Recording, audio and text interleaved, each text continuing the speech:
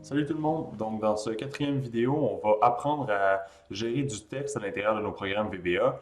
On va voir la différence entre gérer une seule lettre versus gérer des phrases complètes. Pour y arriver, on aura besoin de connaître la table qui organise les caractères, donc la table ASCII.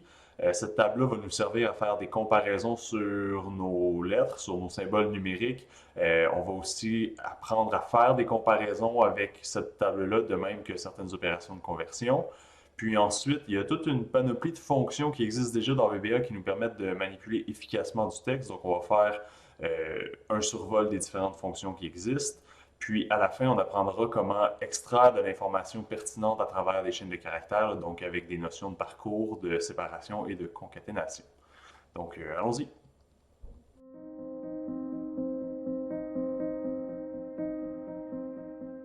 Alors, en informatique, chaque caractère est associé à un nombre. Dans le fond, l'ordinateur est capable seulement de traiter des valeurs numériques et c'est pour cette raison-là qu'on a besoin d'une table de conversion qui associe un symbole textuel ou même un symbole numérique à un chiffre. Donc, la table ASCII sert à faire cette association.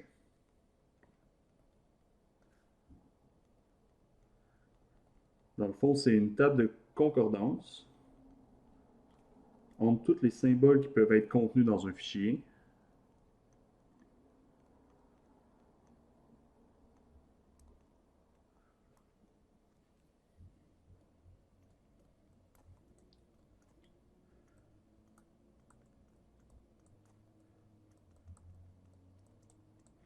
Donc, c'est une table de concordance entre les symboles textuels et les valeurs numériques enregistrées dans l'ordinateur.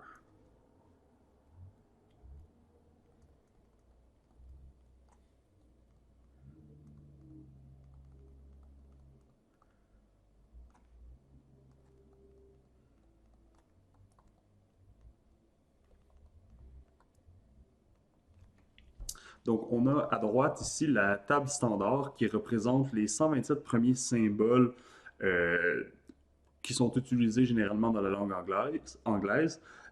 Cette table-là, elle est standard parce qu'elle est partagée par la majorité des systèmes d'opération. Donc, elle est commune aux ordinateurs qui fonctionnent sur Windows. Elle est commune aux ordinateurs Mac.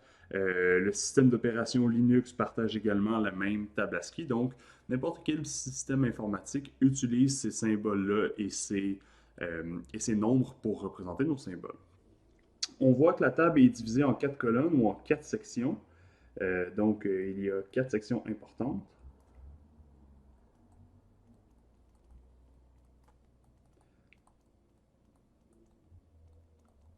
On peut commencer par parler des premiers caractères. Donc, tous les caractères qui sont ici dans la première colonne représentent ce qu'on appelle des caractères invisibles.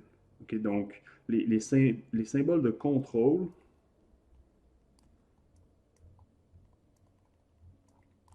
ce sont les caractères de 0 à 31. Donc, les symboles de contrôle, ce sont des symboles invisibles lorsqu'on les utilise dans un texte, mais qui ont quand même une certaine utilité. Donc, par exemple, si on parle du symbole line feed qui est ici, ou même dépendamment du système, le carriage return, ces deux symboles-là sont utilisés pour faire des sauts de ligne généralement. Donc, dans Word, quand vous changez de ligne à l'intérieur d'un paragraphe, c'est les valeurs numériques qui sont inscrites dans le fichier Word pour indiquer à l'ordinateur que okay, c'est le temps de changer une ligne. Même chose quand vous faites de l'indentation au niveau de vos programmes, vos, que vous décalez vos instructions d'une tabulation. Il y a un symbole qui est utilisé pour représenter cette tabulation-là et c'est le symbole 9. Okay? Donc, ce sont des symboles qui sont utiles dans les fichiers, mais qui servent plus à contrôler comment on va afficher les symboles textuels qui représentent vraiment l'information que nous, en tant qu'humains, on a besoin de représenter. D'autres symboles intéressants, le symbole end of text pourrait être utilisé pour délimiter la fin d'un fichier, par exemple. Donc, à la fin du fichier, le end of text ou end of file serait employé. Quoi d'autre? Il y a des symboles vraiment particuliers comme un son, ici avec le symbole 7. Si on rencontre le symbole 7, il y a un son d'erreur qui va être joué par l'ordinateur. Donc, vraiment, C'est des symboles de contrôle, mais on va surtout utiliser le symbole 9, la tabulation, ou encore le symbole 10, le saut de ligne, pour contrôler comment nos données sont affichées.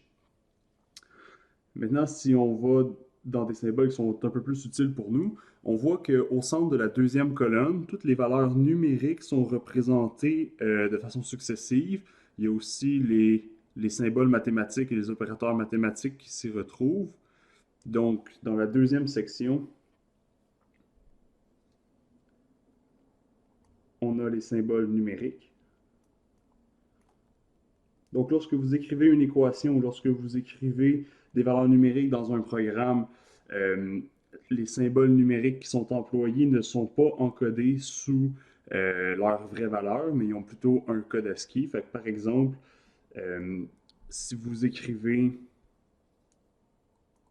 le chiffre 130, si la chaîne de caractères 130 est écrite dans un de vos programmes, l'ordinateur conserve en fait 3 chiffres.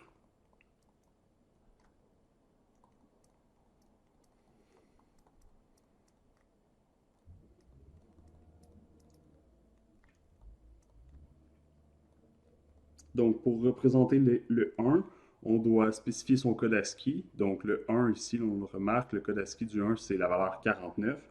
Donc, pour représenter 130, on écrirait dans notre fichier le chiffre 49, suivi du code qui représente le 3, donc le 51, suivi du code qui représente le 0, le 48. Donc, à toutes les fois qu'on a besoin d'inscrire un nombre dans un fichier, on utilise non pas son symbole en tant que tel, mais bien le code ASCII.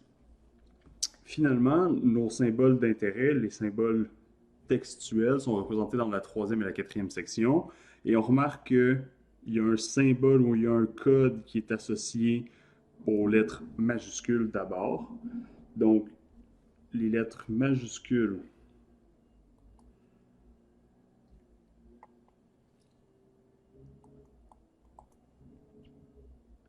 sont représentées par les codes 65 à 90.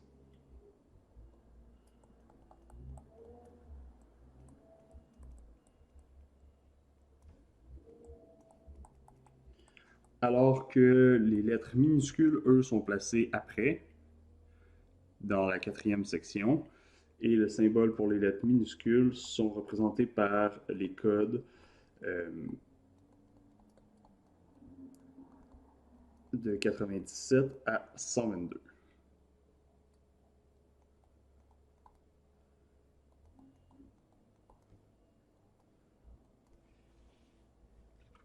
On remarque également qu'il existe une deuxième table pour les caractères étendus. Donc, dans la première table, il n'y avait aucun symbole accentué. Donc, tous les symboles de la langue française ou des langues latines sont plutôt inscrites dans la table étendue. On voit qu'il y a aussi certains symboles grecs, il y a d'autres symboles plutôt bizarroïdes non utilisés comme des espèces de quadrillages. Donc, la table étendue contient les caractères accentués.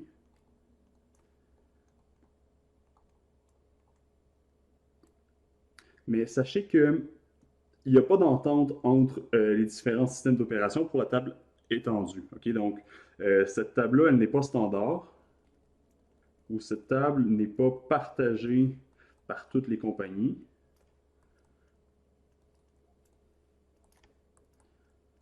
Donc, si vous travaillez dans vos projets de session avec différents coéquipiers qui travaillent quelques-uns sur Windows, d'autres sur Mac, il y a de fortes chances que les symboles accentués comme le accent aigu, le accent grave ne se représentent pas comme il faut dans Windows ou comme dans Mac, dépendamment du système sur lequel vous étiez.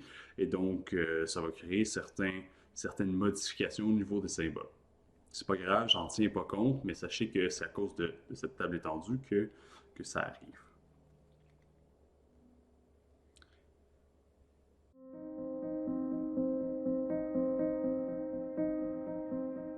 Donc, évidemment, vous n'aurez pas à connaître par cœur l'ensemble des codes qui sont dans la table. J'en connais quelques-uns, comme je connais les valeurs par les valeurs qui débutent les différentes sections importantes, comme le 0 est à 48, le 65 représente le A majuscule, le 97 représente le A minuscule. Euh, mais on n'a pas besoin de connaître par cœur les valeurs de correspondance entre les nombres et leur code, entre leur code et leurs lettres. Il existe des fonctions en VBA qui permettent de faire cette correspondance-là. Donc, si on utilise la fonction ASC et que, en parenthèse, vous venez placer un symbole, donc ici, je le place entre guillemets pour montrer que ce symbole-là doit être du texte. Donc ici, la fonction ASC, ASC c'est pour ASCII, la fonction ASC convertit le symbole passé en paramètre en son code ASCII.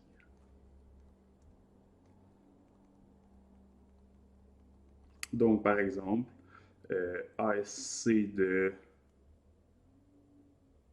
C.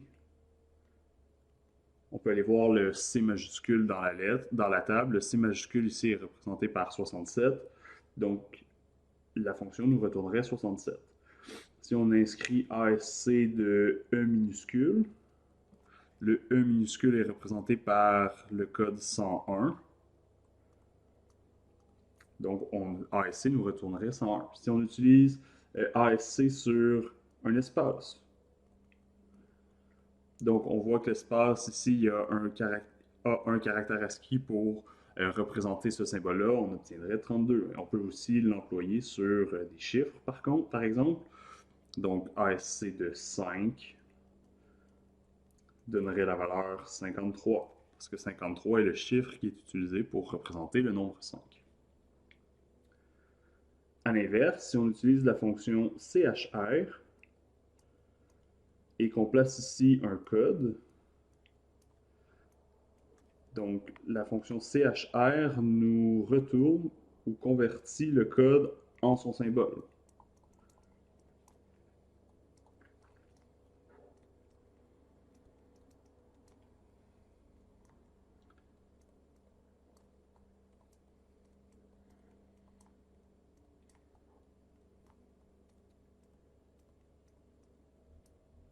Donc, par exemple, CHR de 65 nous retournerait la lettre A majuscule, alors que CHR de 97 nous retournerait le A minuscule. Lorsqu'on fera de l'analyse de texte, il sera utile de pouvoir faire certaines opérations de conversion sur les lettres ou les mots que l'on extraira à travers un texte. Donc, dans notre mise en contexte, on pourrait vouloir déterminer la position d'une lettre dans un alphabet.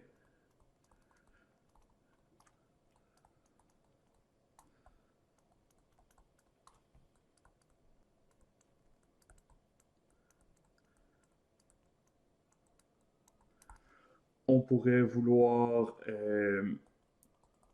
modifier certains caractères.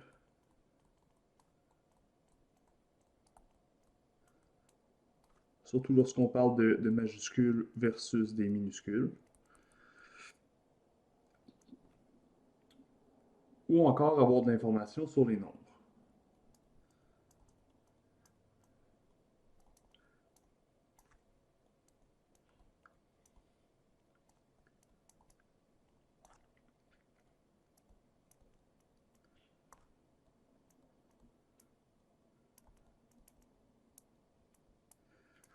Toutes ces actions se font à l'aide des codes ASCII et de différentes opérations, différents calculs qu'on peut faire sur ces codes. Alors, prenons les lettres majuscules pour commencer. Donc ici, si je liste différentes lettres, on peut aussi écrire leur code sous les lettres. Donc on a les codes 65 qui vont jusqu'à 90. Le 90 représente le Z majuscule. Et là, je veux trouver une manière d'obtenir la position des lettres dans l'alphabet. Donc en fait, on sait que le A, c'est la première lettre, le B, c'est la deuxième lettre, le C, c'est la troisième lettre, le D, c'est la quatrième lettre, et ainsi de suite. Si on remarque un petit peu ce qui se passe au niveau de nos calculs ou au niveau de notre code par rapport à la position, on remarque qu'il y a tout le temps à peu près le même écart entre le code et la position d'une lettre. On doit tout le temps faire une soustraction par 64. Donc 65 moins 64 donne 1. 67 moins 64 donne 3. 90 moins 64. Z, c'est pas la 7e lettre de l'alphabet, mais bien la 26e lettre de l'alphabet. Donc, encore une fois, 90 moins 64, on arrive à 26. 64, c'est pas un. On pourrait faire une soustraction par 64 ici, mais c'est préférable de noter notre opération mathématique en fonction du code de la première lettre de l'alphabet. Fait que si on veut, par exemple, pouvoir avoir la position d'une lettre, on pourrait établir la relation mathématique suivante. On n'a qu'à prendre le code de notre lettre, lui retirer l'équivalent de 64, mais on sait que ce 64-là, en fait, c'est plutôt le code du A, auquel on a retiré un élément. Donc, la formule pour avoir la position d'une lettre dans l'alphabet, si on parle des lettres majuscules, est la suivante. Pour avoir le code de notre lettre, on sait qu'on doit utiliser la fonction ASC.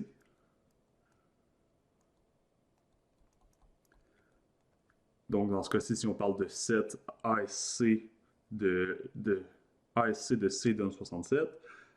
Si je retire le code de A, mais ASC de A va toujours me donner 65, auquel je retire 1.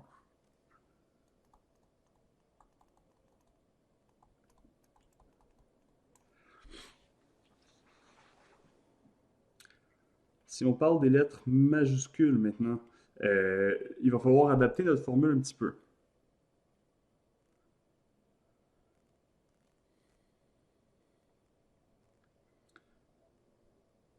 Si on parle des lettres majuscules, il va falloir adapter notre formule un petit peu. On se rappelle, les lettres majuscules ne commencent pas au même endroit.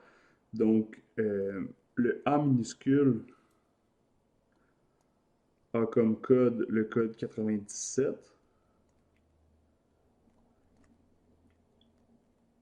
Et les codes des lettres minuscules augmentent de cette manière jusqu'à ce qu'on arrive au Z minuscule, qui est représenté par le code 122.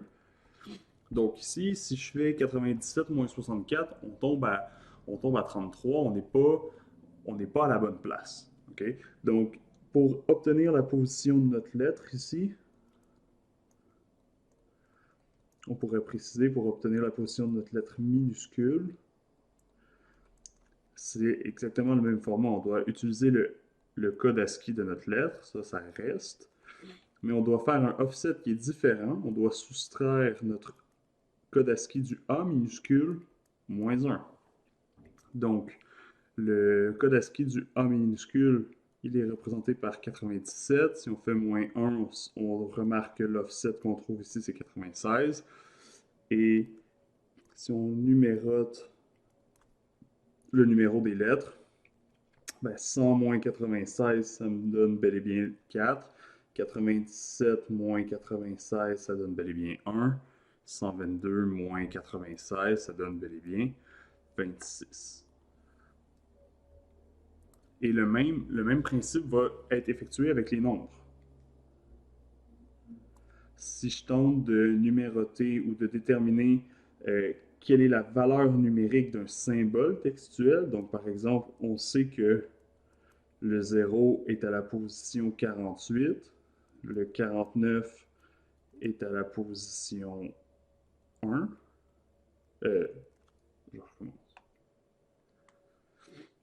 Le 1 est à la position 49, le symbole numérique 2 est à la position 50, et ainsi de suite, jusqu'à ce qu'on trouve le 9 à la position 57. Ben, pour obtenir la valeur de notre symbole texte numérique, ce qu'on doit faire, c'est une soustraction. Ici, si je veux passer du code 50 à la valeur 2, ou du code 49 à la valeur 1, ou du code 48 à la valeur 0, je dois retirer 48 de mon code ASCII et je dois faire ça sur chacun des codes. Donc, pour avoir la valeur d'un symbole numérique,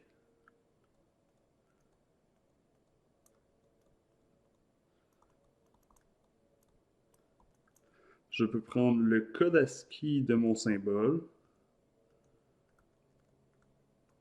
et lui retirer le code ASCII du 0. Donc, dépendamment du contexte de votre application, il y a toute une panoplie de conversions qu'on peut faire en utilisant les codes ASCII. Si on en fait un dernier exemple, par exemple, si on veut passer d'une majuscule à une minuscule,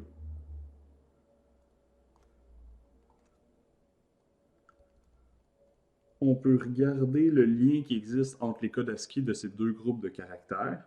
Donc, les lettres majuscules ici sont représentées par des codes qui vont de 65 à 90.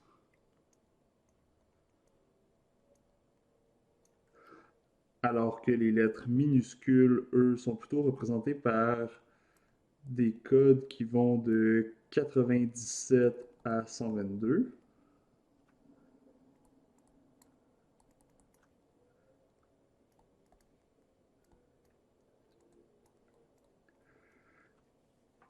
Et ici, ben, on remarque encore une fois tout le temps le même offset entre les deux valeurs. J'ai besoin de faire d'une addition de 32 pour passer du A majuscule au A minuscule. Si on regarde en bas, 90 plus 32, ça me donne également 122. 67 plus 32 me permet de trouver le 99. Si on veut faire la conversion inverse, ben, c'est une soustraction de moins 32 qui va me permettre de passer de ma minuscule à ma majuscule. Alors, une lettre minuscule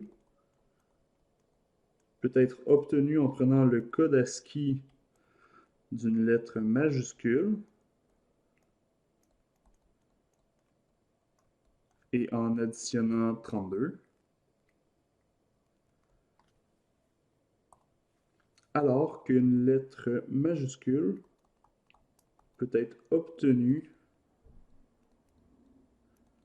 en prenant le code ASCII de la même lettre minuscule cette fois-ci, auquel on soustrait 32. Faisons une démonstration de ces opérations de conversion dans VBA. Donc, ici, on remarque une fonction de test qui va nous permettre de vérifier le fonctionnement d'une fonction de conversion d'une lettre majuscule à minuscule. On remarque qu'en parenthèse, on transfère la variable donnée qui a été fixée à A majuscule. Puis, on a ici dans la variable attendue la prédiction du résultat que l'on est censé obtenir. Puis, on va vouloir faire une comparaison visuelle entre la valeur attendue et ce que la fonction nous aura donné. Si on se concentre au niveau de la fonction, on remarque que majuscule à minuscule est une fonction puisque le nom de fonction a été placé à droite d'une assignation. On n'a pas utilisé le call. Donc, le call aurait signifié l'emploi d'une procédure, mais puisque notre sous-programme est placé à droite d'une assignation, le programme majuscule à minuscule doit être une fonction. Et entre parenthèses, on reçoit un paramètre qui est la lettre à convertir. Donc, puisque cette lettre-là va servir à l'analyse et qu'elle ne sera pas modifiée en tant que telle, qu'on va plutôt retourner sa valeur, on préfère utiliser un paramètre par copie, donc l'emploi du byval est approprié. La lettre à convertir est reçue. Donc, il s'agira d'une string. Et puisqu'on retourne également une string, puisqu'on retourne également une lettre, on doit utiliser le type de retour string. Tel que mentionné dans notre capsule théorique, il faudra tout d'abord commencer par avoir le code ASCII de la lettre reçue, qui va être obtenu sous la forme d'un integer. Puisqu'on calcule la variable à même le sous-programme, il faut déclarer cette variable-là et non pas l'employer comme un paramètre. Et on sait que c'est la fonction ASC qui nous permet d'obtenir le code ASCII de notre lettre à convertir. Déjà, avec cette information, on peut vérifier que tout d'abord, le A majuscule qui est placé entre parenthèses se transfère bel et bien au niveau de notre lettre à convertir et le code de notre A majuscule est bel et bien le 65 qu'on s'attend à avoir. Ensuite, on peut effectuer le calcul de conversion pour avoir le code ASCII de notre lettre en minuscule. Donc, puisqu'il s'agit d'un code ASCII, le code sera effectivement un entier. Et tel que montré dans notre capsule théorique, il suffit de prendre le code majuscule et faire un ajout de 32 positions à l'intérieur de la table ASCII pour obtenir le code de notre A minuscule qui devrait être de 97. Et maintenant, la valeur de retour représente le caractère de ce 97. Donc, on peut faire notre conversion du code ASCII envers le symbole en employant la fonction CHR. Donc, suite à cette conversion, on retourne bel et bien le A minuscule. La confection du message qui est placé ici nous permet de mettre sur des lignes différentes la prédiction de notre résultat, donc la lettre, la variable attendue, avec ce qu'on a obtenu au niveau de notre fonction. Et grâce à l'affichage de notre message, on est capable de voir visuellement, de comparer visuellement la prédiction, donc la valeur attendue, au résultat que nous avons bel et bien obtenu. Puisque les deux sont pareils, on sait que la fonction semble être correcte. L'avantage de ce bloc de tests nous permet de facilement ajouter des tests à notre programme. Donc ici, on pourrait vouloir faire un deuxième test dans lequel on convertirait une lettre quelconque, dans ce cas-ci, le Q majuscule. On devrait être en mesure de retrouver un Q minuscule au niveau de notre prédiction. Et si on exécute le message, on remarque que la prédiction qu'on vient de faire est équivalente à ce que notre fonction nous a donné. Et suite à un troisième bloc de test,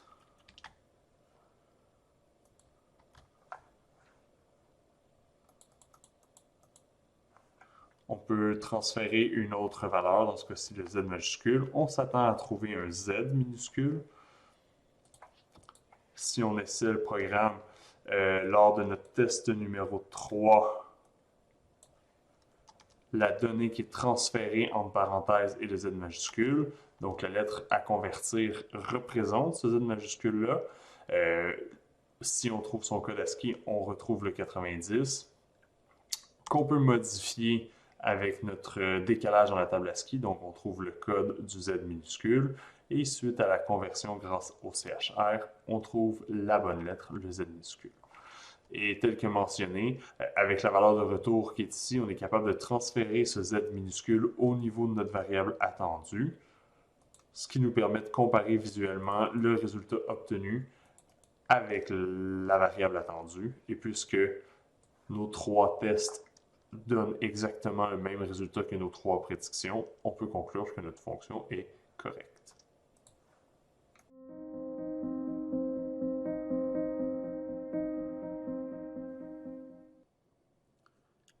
La comparaison de caractères ou de textes peut se faire autant sur des strings qui ont une seule lettre que sur des mots. Donc, par exemple, plaçons une lettre à l'intérieur de notre première variable et plaçons une seconde lettre à l'intérieur de la deuxième variable. On peut faire la même chose avec les mots.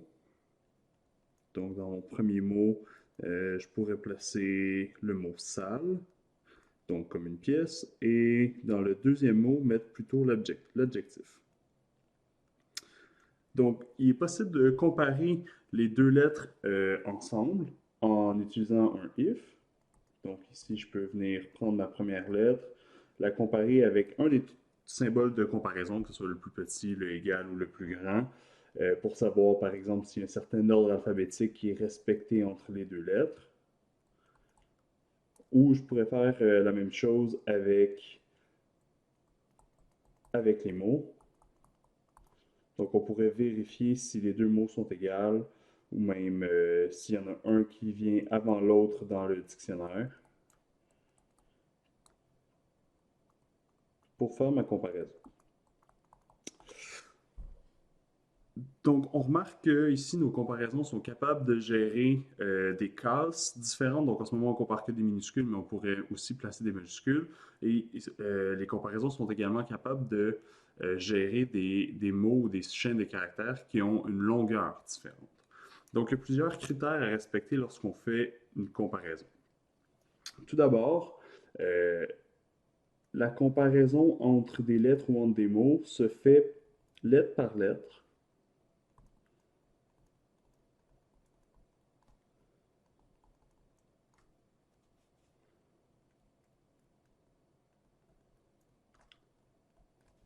En respectant un certain ordre de comparaison, et cet ordre-là, c'est pas tout le temps l'ordre alphabétique.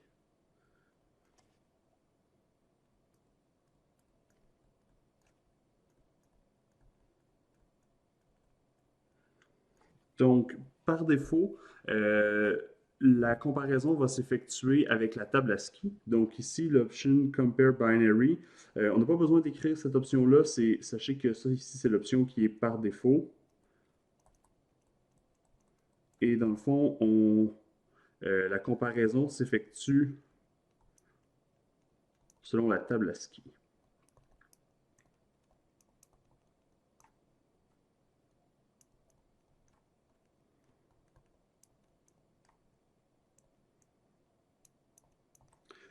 Puisque les majuscules à l'intérieur de la table ASCII sont numérotées avec les codes 65 à 90 et que les minuscules sont numérotés avec des valeurs plus grandes dans la table ASCII, donc de 97 à 122, n'importe quelle comparaison de lettres ou de mots va utiliser ces valeurs numériques pour s'effectuer. Okay, donc, par exemple, euh, lorsqu'on fait la comparaison de E à A,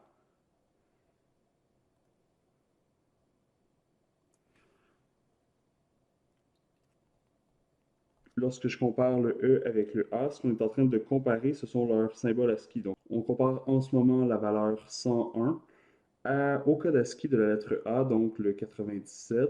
Et puisque 101 n'est pas plus petit que 97, dans ce cas-ci, la comparaison serait fausse.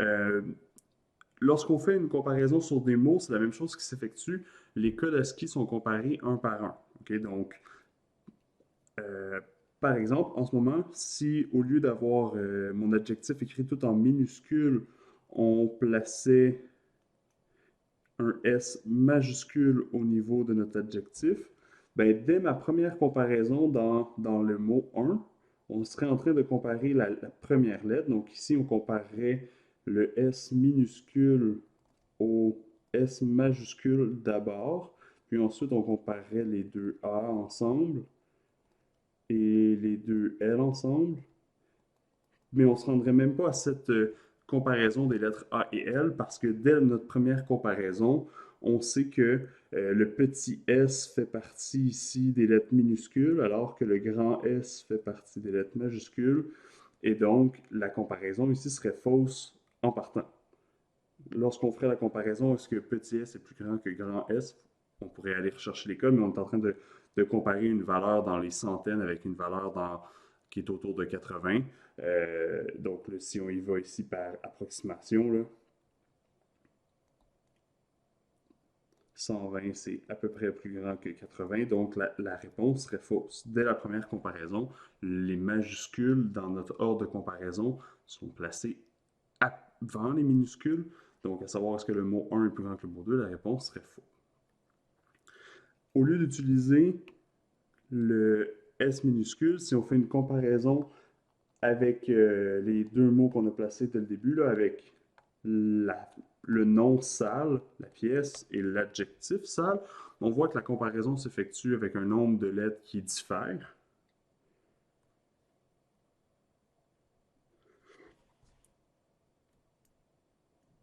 Donc, les mots qui possèdent moins de lettres sont considérés plus petits que les mots qui possèdent plus de lettres.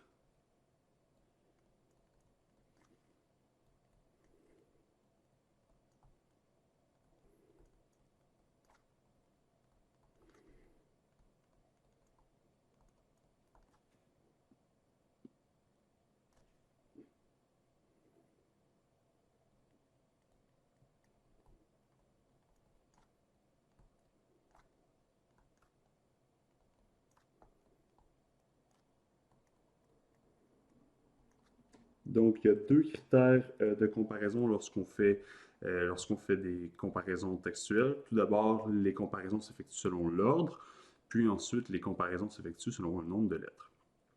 Là, si on place dans le haut de notre module l'option Compare Text, on va utiliser non pas la table ASCII pour faire notre comparaison, mais l'ordre alphabétique. Donc, dans ce cas-ci, les majuscules ont le même ordre.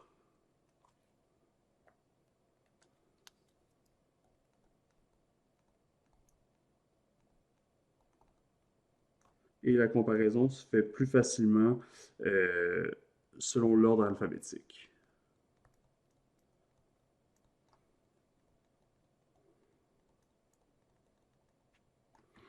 Dans les deux cas, les caractères accentués viennent après les symboles normaux ou les symboles sans accent, qu'on soit dans l'option par défaut ou en utilisant l'option Compare Text.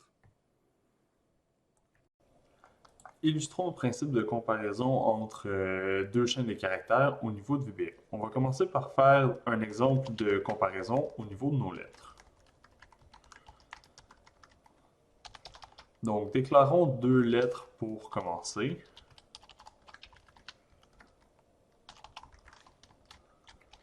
Et on va représenter le résultat par une valeur entière. Donc, si la lettre 1 est inférieure à la lettre 2, on désirera avoir un résultat négatif.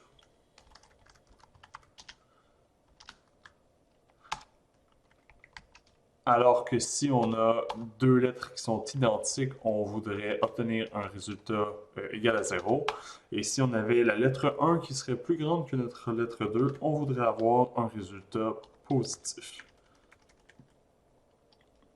Donc, comme on l'a mentionné, on peut associer qu'une seule lettre au string, donc en plaçant cette lettre entre guillemets.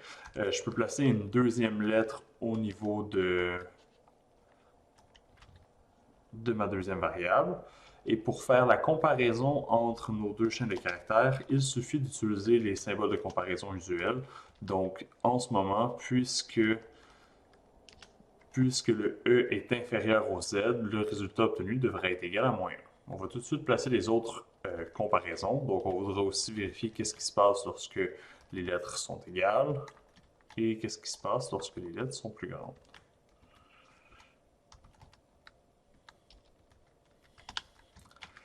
Alors, dans cet exemple de comparaison, j'ai pris la peine de placer une première lettre qui était devant la lettre 2 dans l'ordre alphabétique, mais aussi au niveau des codes ASCII.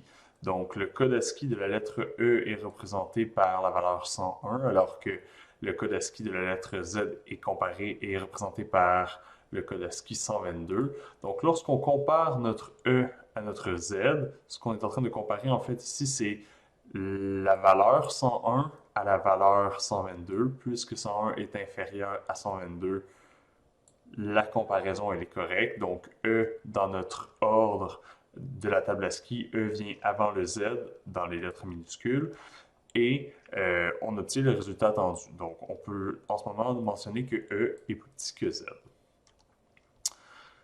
Par contre, si j'utilisais le Z majuscule, on n'aurait pas le résultat qui serait attendu. Étant donné qu'en ce moment, on utilise une comparaison sous la forme de la table ASCII, euh, lorsqu'on fait notre comparaison avec le E minuscule, le code ASCII du E minuscule est de 101, alors que le code ASCII du Z majuscule est de 90. Donc 101 n'est pas plus petit que 90, même si E vient avant le Z dans l'ordre alphabétique. Notre résultat indiquerait en ce moment que le E minuscule est plus grand que le Z. Donc, ce qui est contraire à l'ordre alphabétique. On a mentionné dans la capsule théorique que si on voulait toujours utiliser l'ordre alphabétique, il faut utiliser une option de comparaison, l'option Compare Text. En ajoutant cette option de comparaison, à ce moment-ci, on vient ignorer la distinction entre les minuscules et les majuscules. Donc, dans ce cas-là, le E qui est ici, bien qu'il soit en minuscule, il est considéré comme étant plus petit qu'au Z, étant donné qu'on utilise un ordre plus proche de l'ordre alphabétique. Et le résultat le montre bien. Ici, on vient de confirmer que notre E était inférieur au Z, ce qui est plus proche des comparaisons naturelles que nous, on fait. On avait également mentionné que l'option binary, c'est l'option de comparaison qui utilise la table ASCII. Donc, que vous placiez l'option de comparaison binary ou pas, le résultat reste le même. Donc, dans ce cas-ci, on revient sur une comparaison basée sur la table ASCII. Alors, dans ce cas-ci, notre E est plus grand que le Z, puisque toutes les minuscules sont placées après les minuscules dans la table ASCII. Et comme j'ai mentionné, qu'on place l'option ou pas, la comparaison se fait au niveau de la table ASCII. Donc, on le voit ici, on passe encore une fois là, au niveau de notre troisième condition. Le seul moment où c'est approprié d'utiliser notre option de comparaison, c'est si vous voulez vraiment utiliser un ordre plus proche de la table ASCII. Donc, en utilisant l'option Compare Text, comme on l'a mentionné, on retrouve une comparaison plus naturelle. Dans ce cas-ci, le E est plus petit que le Z, même s'il s'agit d'une lettre minuscule. Reprenons une configuration de test semblable à celle utilisée pour la comparaison des lettres, mais cette fois-ci, faisons une comparaison mot à mot. Donc, en ce moment, je suis en train de faire la comparaison entre l'adjectif sale avec le nom propre sale. Si on utilise que des mots de la même case, donc toutes les lettres sont en minuscules, la comparaison va se faire au niveau du nombre de lettres, puisque les trois premiers symboles de mon premier et deuxième mot sont identiques. Il n'y a pas de distinction au niveau de l'ordre dans la table ASCII actuellement sur les trois premiers symboles. Mais puisque le premier mot est plus court que le deuxième, le premier mot a 3 lettres versus 5 lettres dans le second, VBA considère que le mot 1 est plus petit que le mot 2, ce qui est le résultat attendu.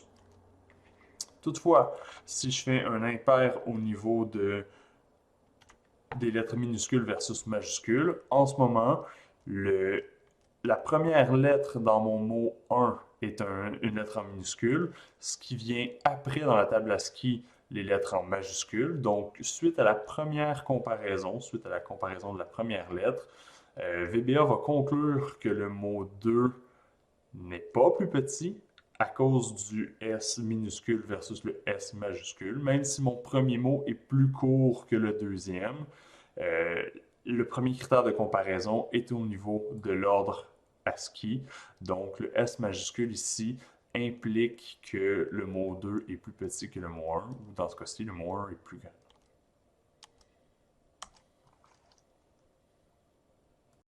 On pourrait également faire un dernier exemple. Donc, revenons en minuscule pour simplifier l'exemple. Comparons le mot salon au mot salto. Donc ici, j'ai fait exprès d'avoir deux mots de la même longueur. Lorsqu'on effectue l'analyse ou la comparaison entre les deux mots, cette analyse se fait lettre par lettre. Donc, le S minuscule va être égal au S minuscule, le A minuscule va être égal au A minuscule, les deux L minuscules qui sont en troisième position sont égales. Donc la comparaison entre les deux mots s'effectue sur le quatrième caractère. Puisqu'un T vient après dans la table ASCII, vient après le O, dans ce cas-ci, on considérera que le mot 2 est euh, plus petit que le mot 1.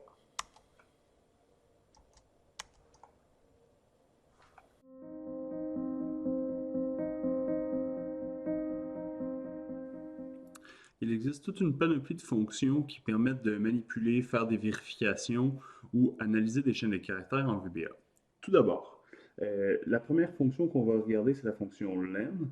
Donc, la fonction len permet d'obtenir la longueur d'une chaîne de caractères.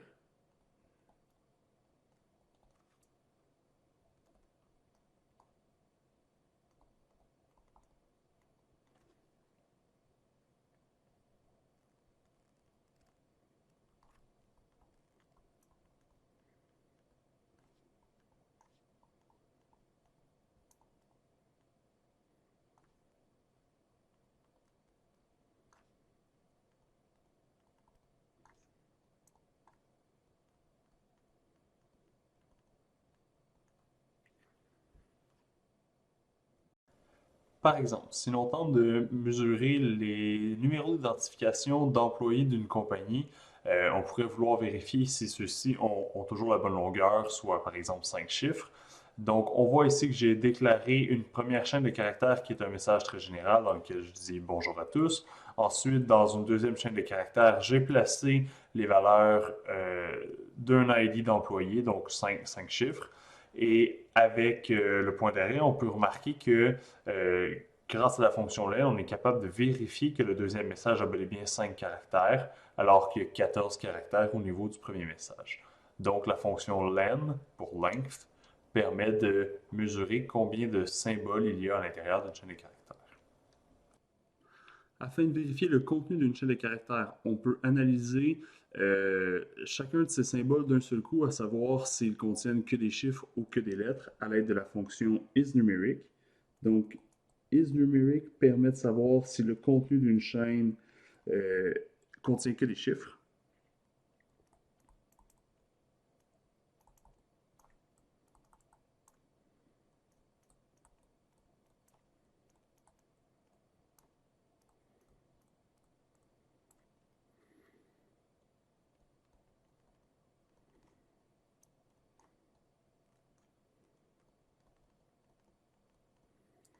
Donc, isNumeric retourne un état de validation qui va être un booléen, soit ça retourne true, soit ça retourne false. Euh, et on doit placer entre parenthèses la chaîne à analyser.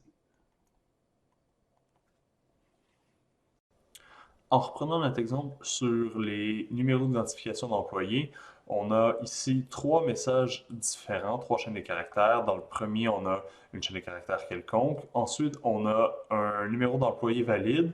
Puis dans le deuxième numéro d'identification, on a effectué une faute. J'ai remplacé le 8 par un B majuscule.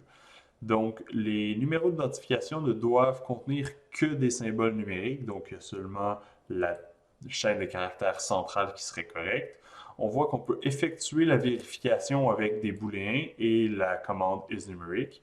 Donc, dans le premier cas, puisque dans mon message, il y a des lettres, il n'y a que des lettres en fait, ce message ne contient pas que des chiffres, donc le premier résultat est false. Dans le deuxième ID, dans la deuxième chaîne de caractères, les 5 symboles qui sont placés sont des symboles numériques. Donc, dans ce cas-ci, l'ensemble de la chaîne est une chaîne numérique. La fonction nous a retourné true. Et dans le troisième cas, puisqu'il y a un seul symbole textuel, en fait, la fonction ne peut pas dire que l'ensemble de la chaîne est numérique. Dans ce cas-ci, elle retourne faux également. Toujours dans les fonctions d'analyse, la fonction instr pour inString permet de vérifier si une chaîne de caractères est à l'intérieur d'une chaîne plus longue.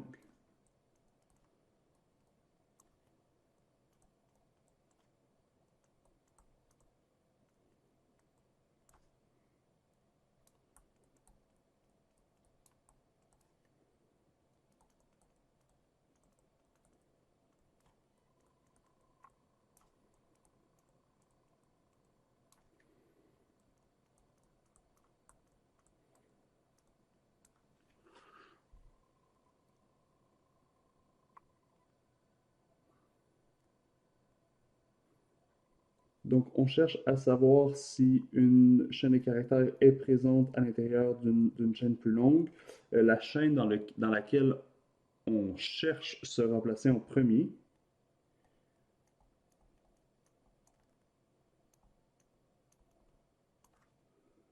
Puis la chaîne cherchée va être placée en second.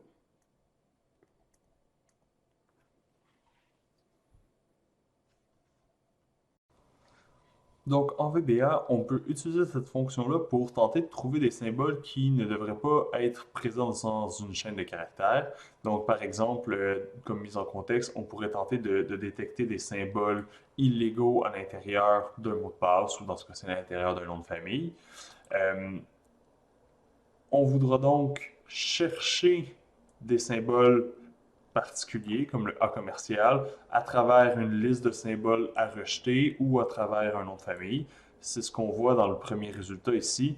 Je cherche à travers toute la liste de symboles complète le A commercial. Et puisque le A commercial fait partie du premier paramètre de la chaîne symbole, la fonction INSTR nous retourne vrai comme symbole. Par contre, si j'essaie de trouver un symbole correct à l'intérieur de la liste à rejeter, euh, on voit que VBA retourne faux. Donc, le A commercial fait partie de la liste de symboles, alors que le A normal n'y est pas. On le voit avec les résultats vrais et faux qui nous sont retournés par la fonction INSTR. Sachez que cette fonction-là permet également de chercher plus qu'une lettre à la fois. Donc, dans un troisième résultat, je pourrais tenter de chercher un mot à travers mon nom de famille.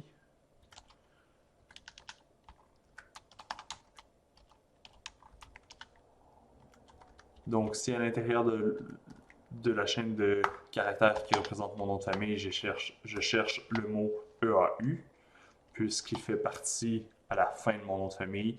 Dans ce cas-ci, on le trouvera. Donc, dans le résultat 3, on voit que EAU a été trouvé. Et si je cherche quelque chose qui ne fait pas partie de mon nom de famille,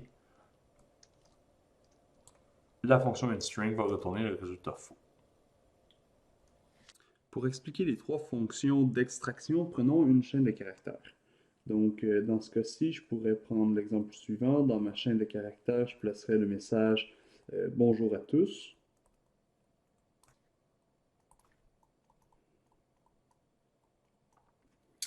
Ce qui est important de comprendre avec cet exemple-là, c'est que chaque lettre possède un indice.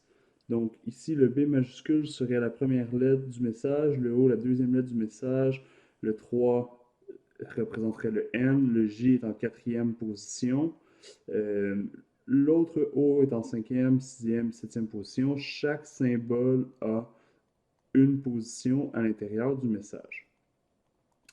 Donc la notion d'indice, ça représente la position de chaque symbole dans la chaîne.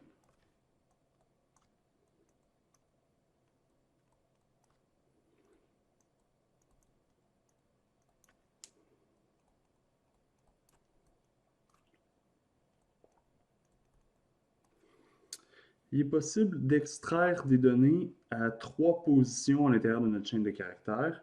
Donc, tout d'abord, si je voudrais aller chercher le mot bonjour qui est ici, je suis en train de faire une extraction à partir de la gauche.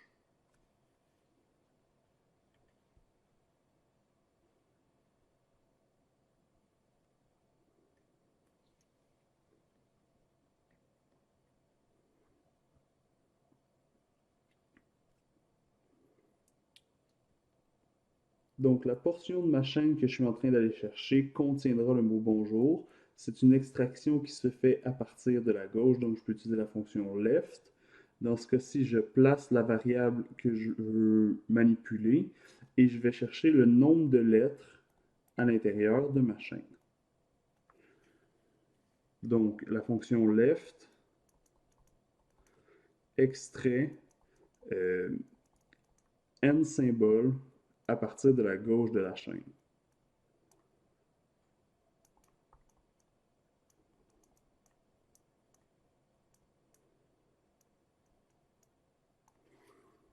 Si on est capable d'aller chercher des données à partir de la gauche, on est également capable d'aller chercher des données à partir de la droite. Donc ici, je suis capable d'aller chercher une portion de ma chaîne en utilisant la fonction write. Encore une fois, je veux extraire des données dans ma chaîne complète et j'ai encore un certain nombre de lettres à extraire. Donc dans ce cas-ci, write extrait n symbole, mais cette fois-ci à partir de la droite.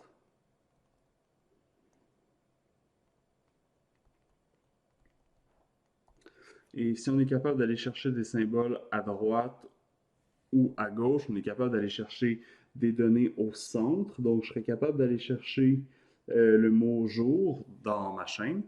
Donc, ici, je peux aller chercher une portion de ma chaîne, mais cette fois-ci au milieu en utilisant la fonction mid. On place notre chaîne en première position. On doit placer la position de départ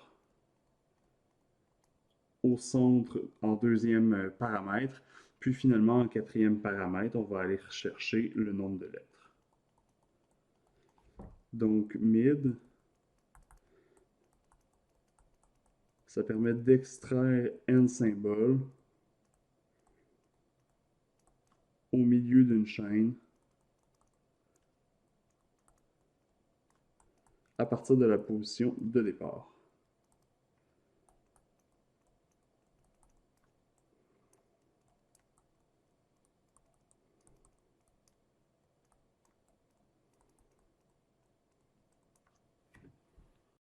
On peut démontrer l'utilisation du left, right et du mid à l'aide d'un timestamp ou à l'aide d'un heure. Donc, par exemple, si j'essaie d'aller chercher les heures à l'intérieur de cette marque de temps, on va aller chercher le 15. Donc, il faut partir de la gauche et aller extraire deux symboles. Donc, le left, en utilisant notre chaîne de caractères et en spécifiant deux symboles, me permet d'aller chercher le 15. Si je veux aller chercher le 59 minutes qui est ici, c'est les 5 derniers symboles de ma chaîne de caractères. Donc, à partir de la droite, je vais pouvoir aller chercher les 5 symboles, autant numériques que textuels. Donc, au niveau de notre variable minute, on retrouve le 59 minutes. Puis, dans un troisième exemple, pour illustrer l'utilisation du mid, je serais capable d'aller chercher seulement le séparateur des heures qui est ici au centre de la chaîne de caractères. Donc, puisque je veux commencer mon extraction à la troisième position et que je requiers qu'un seul symbole, ma position de départ doit être 3, de même que le nombre de lettres que je vais aller chercher avec mon mid. Donc, on voit que je suis capable d'aller placer le H dans mon séparateur des heures. Pour ce qui est du séparateur de minutes, ben, on voudrait aller chercher les trois lettres MIN. Ces trois lettres donc, forment la longueur de la chaîne de caractères à extraire. Et le M, il est placé en sixième position au niveau de ma chaîne de caractères, donc ce qui indique ma position de départ. Avec mon mid, on est capable d'aller chercher autant une lettre qu'une portion plus large de la chaîne de caractères.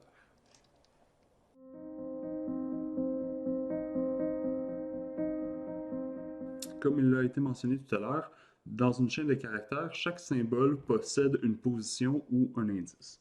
Donc, lors d'un parcours,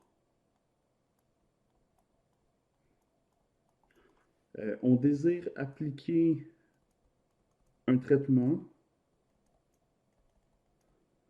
donc, où on désire analyser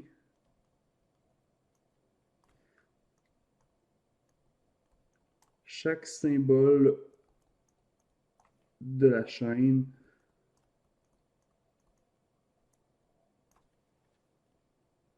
on désire analyser chaque symbole de la chaîne. Pour y arriver, on aura besoin de parcourir la chaîne lettre par lettre à l'aide d'une boucle. Cette boucle-là va commencer au niveau de notre premier caractère. Donc le 1 qui est ici représente la valeur de départ de la boucle. Ensuite, il faudra changer de lettre. Donc le next de notre boucle va nous permettre de passer sur chacun des indices de la chaîne de caractères jusqu'à ce qu'on se rende à la dernière lettre de notre chaîne de caractères. Donc ça ici, le 14, peut être obtenu à l'aide de la fonction len. Puis on va être capable de découper un seul caractère à l'aide de la fonction mid. Donc, en faisant une boucle, on peut partir de la première lettre de notre chaîne de caractères et se rendre jusqu'à la dernière lettre.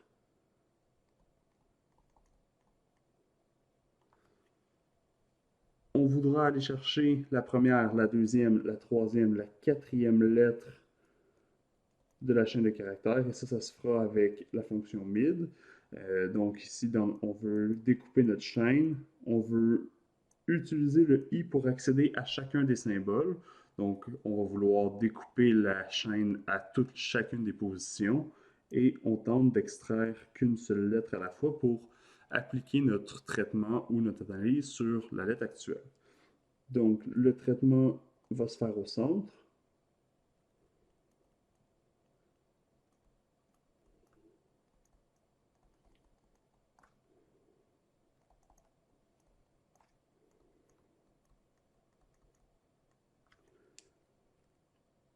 Puis le next va nous permettre d'incrémenter le i et donc de changer de lettre au fur et à mesure qu'on avance dans le parcours.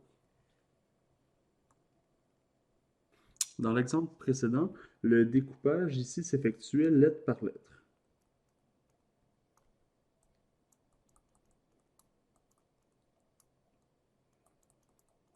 Il est fort possible que l'analyse ait à se faire sur des mots ou sur une fenêtre d'une certaine largeur.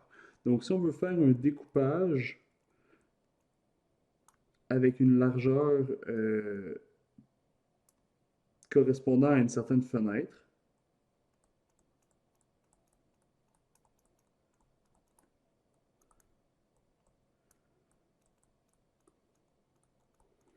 il va falloir modifier le mid pour pouvoir extraire plus d'un caractère à la fois. Donc, par exemple, si j'essaie d'analyser ma chaîne de caractères avec des mots d'une largeur de 4, la première analyse ou la première fenêtre que je vais vouloir aller chercher contiendra les 4 premières lettres de ma fenêtre.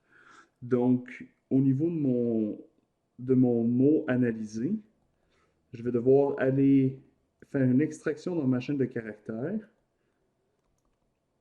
Encore une fois, on va faire des extractions à chacune des positions, mais cette fois-ci, je vais aller chercher une certaine largeur. Donc, dans ce cas-ci, ma largeur serait égale à 4. Donc, le dernier mot que je vais devoir aller analyser sera le mot tous. Ça veut donc dire que la boucle d'analyse commence à la première position et devra se rendre jusqu'à la position numéro 11. Donc, au niveau de ma boucle for, le i part à 1 parce que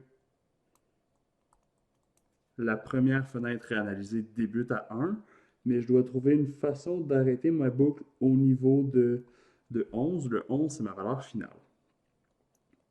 Donc, on sait qu'on est capable de se rendre jusqu'à la fin de notre chaîne de caractères avec le len. Sauf qu'en employant le len, en ce moment, on obtient un chiffre qui vaut 14. C'est trop grand. On peut reculer en faisant une soustraction en fonction de notre largeur. Mais ici, je retire 4 unités, on trouve la valeur 10. Et nous, on veut se rendre jusqu'à 11. Donc, à ça, il faut ajouter plus 1.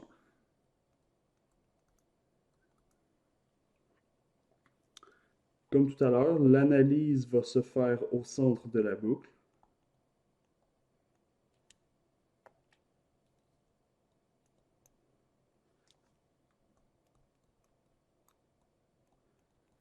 Et c'est le next qui va être responsable de passer à la prochaine fenêtre.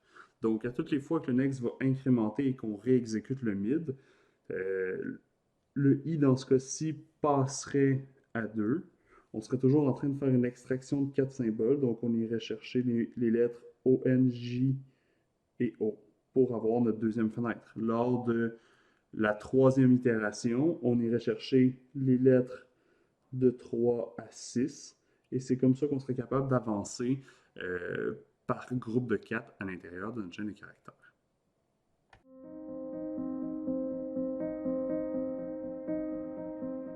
Nous avons vu dans la dernière capsule comment faire le parcours d'une chaîne de caractères position par position et comment trouver les espaces à travers de notre chaîne de caractères. Donc, en utilisant ce qu'on a vu précédemment, on pourrait trouver qu'il y a un premier espace au niveau de la huitième position et un deuxième espace au niveau de la dixième position.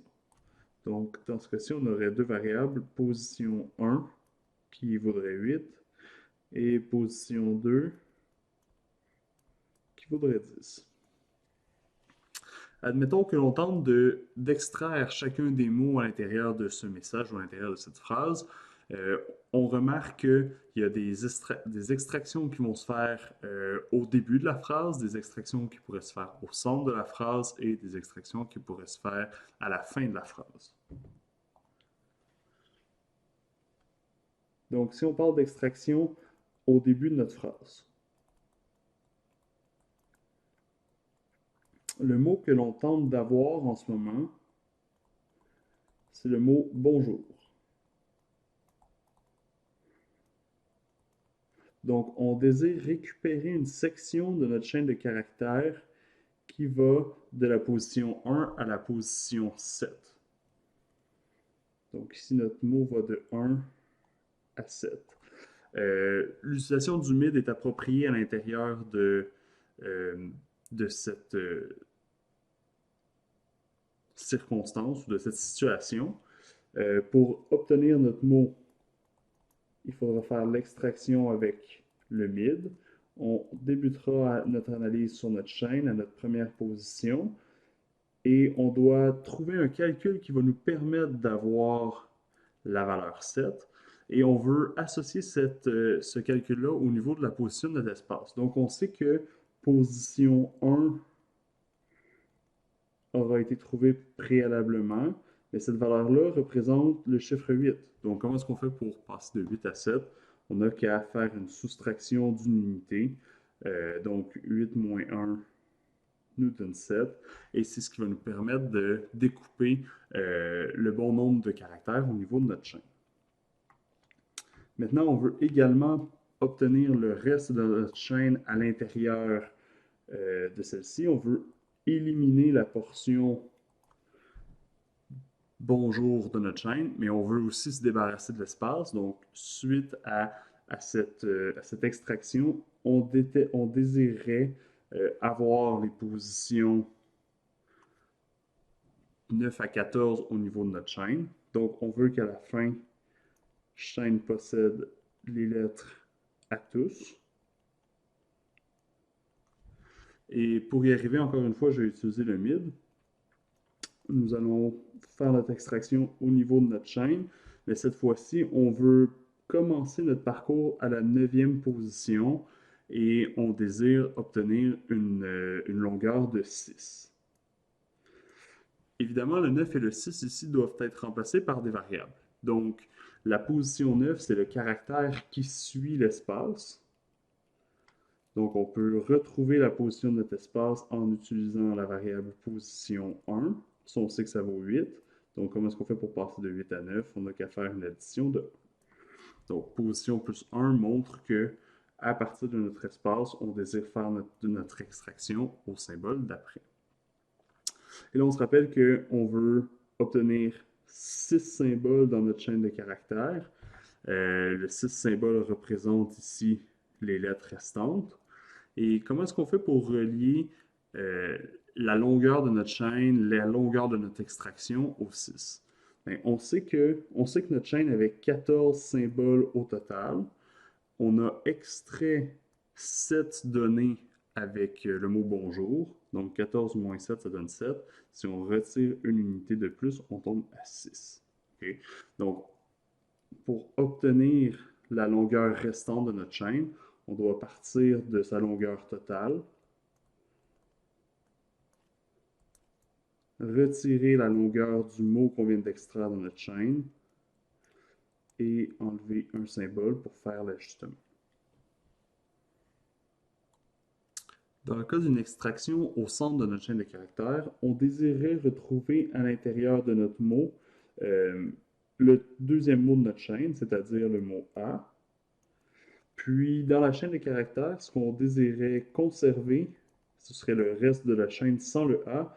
Donc, on voudrait conserver le terme bonjour, on voudrait conserver l'espace qui suit le bonjour et conserver le deuxième mot, le mot tous.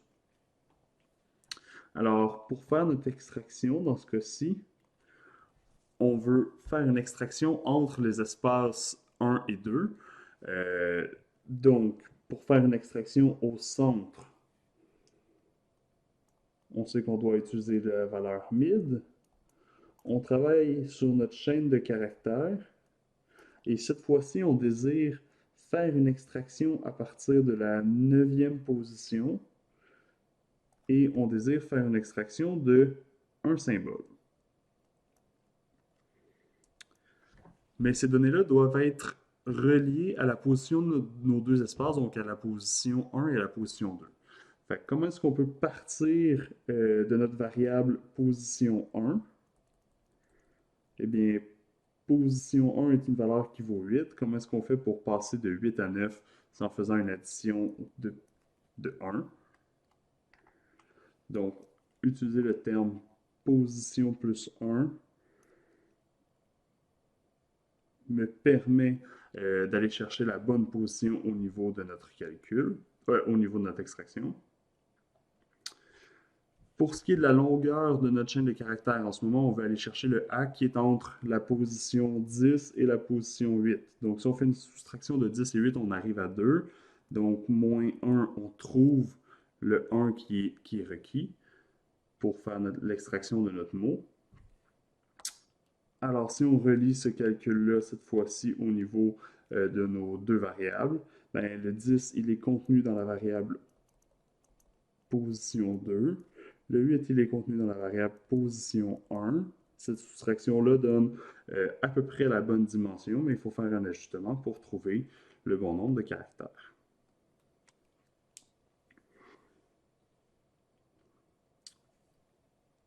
Au niveau de notre chaîne, dans notre chaîne, ben, on remarque que la chaîne est plutôt subdivisée en deux portions. On est venu associer la portion gauche à la portion droite. Donc, c'est une concaténation des deux sections qui vont nous permettre de conserver la chaîne sans le mot qui a été extrait. On peut faire l'extraction des 8 premières lettres en utilisant notre chaîne. Et cette fois-ci, la position 1 représente le bon nombre de lettres à extraire. Donc, avec cette instruction-là, on va chercher les 8 premiers caractères de notre chaîne, ce qui me permet d'avoir le mot bonjour ainsi que le premier espace. Et maintenant, pour faire une extraction de 4 symboles dans notre chaîne, ben, on sait que la longueur de la chaîne nous donne 14, que le deuxième espace est à la 10e position. Donc, je peux venir faire une concaténation entre la portion gauche et la portion droite. Et dans notre portion droite, on va conserver la fin de la chaîne de caractères en allant calculer sa longueur et en retirant la position du deuxième espace. Pour terminer, on désire extraire un mot à la fin de notre chaîne de caractères. Donc, admettons qu'on soit à la recherche du dernier mot à l'intérieur de notre phrase. On veut aller chercher dans notre chaîne de caractères le mot tous. Donc, c'est une extraction qui va des symboles 11 à 14. Et dans notre chaîne, on désirera conserver tout ce qui était à sa gauche, donc les valeurs bonjour ainsi que le A. Et on va vouloir retirer l'espace, on va vouloir arrêter au A. Pour faire l'extraction des mots, des lettres 11 à 14, on va encore une fois utiliser le mid. Donc, pour aller chercher notre mot, on a besoin de faire un mid qui commence à la 11e position. Ça, c'est le caractère qui suit le deuxième espace. Donc, on peut se servir de position 2 et ajouter un symbole. Puis, pour avoir le bon nombre ou pour avoir le bon nombre de symboles, pour avoir les 4 symboles, on sait que la longueur de notre extraction, ça va être la longueur de la chaîne, moins la position de notre deuxième espace. Donc, la longueur de notre chaîne vaut 14, la position de notre deuxième espace vaut 10. 14 moins 10 donne le 4 caractères qui représente la largeur du mot tous. Pour la chaîne, on peut se débarrasser du dernier mot de la chaîne en conservant seulement tous les éléments qui sont à la gauche de notre espace. Donc, on va chercher dans notre chaîne tous les éléments qui sont à gauche. Puis, on veut les 9 premiers symboles. Donc, on peut se servir de la position du deuxième espace auquel on retire une unité.